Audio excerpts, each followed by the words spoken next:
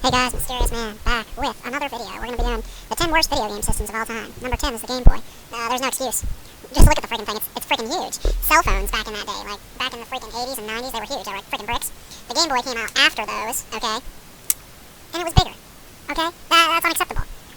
Not to mention the thing had no games whatsoever, okay? And the graphics were terrible, lime green and black. And the only reason the lime green color effect existed was because it was in the freaking background of the thing, okay? So, there's only one color. There's only one real color that the thing is projecting, so to speak, okay? Nintendo deceived you and tried to make you think that there was two colors. There was only one, and it was freaking black, okay? So, that's retarded. That's number 10.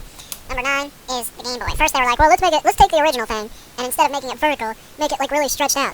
And then, let's turn it into a clam. And then, let's just make it really small for some reason. That's retarded, okay? You only need one, and you don't even need that one, because it's a piece of crap with no games, once again. So, that's number 9, the Game Boy freaking Advance. Number 8 is the freaking, DS.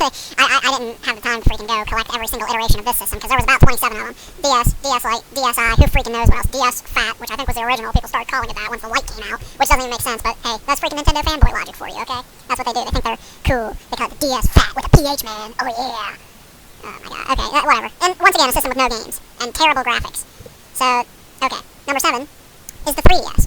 What if we took the Game Boy again and made it really stretched out and flat again, put 2 freaking screens on it again, but this time in 3D? Yeah, that's what I thought. It's a gay idea for gay people, okay? Number 6 is the freaking Virtual Boy.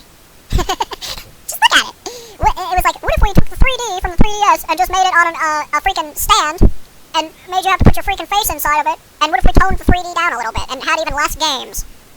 I'm stunned at their logic, okay? That is their logic behind making these systems. To have less games and less fun. That's their logic. And you freaking retards buy it. You buy things like this. Number 5 is the freaking Wii. What if we could do all that stuff from before, but now we can also flail our arms around? Wouldn't that be cool? No, it wouldn't. Number 4 is something that disappeared. Okay. Number 4 is the GameCube. I don't know why it disappeared like that. Probably because it might as well just freaking disappear from existence, and it didn't have any games, so it didn't contribute anything. Nobody would miss it if it disappeared, okay?